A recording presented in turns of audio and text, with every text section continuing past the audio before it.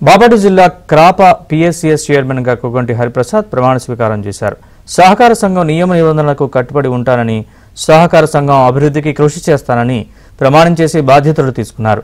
CM Chandrababu నాయకత్వంలో రాష్ట్రం అభివృద్ధి చెందుతోందని కోగంటి హరిప్రసాద్ అన్నారు.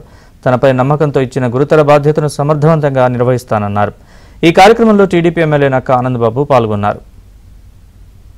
సహకార పరపతి సంఘములకు అధ్యక్షునిగా ఎన్నికైన కోగంటి హరిప్రసాద్ నేను సంఘ నియమ నిబంధనలను పాటిస్తూ సంఘ అభివృద్ధికి బలోపేతానికి శ్రేయస్సుకు నా వంతు కృషి చేస్తాను అని దైవ సాక్షిగా ప్రతిజ్ఞ చేస్తున్నాను.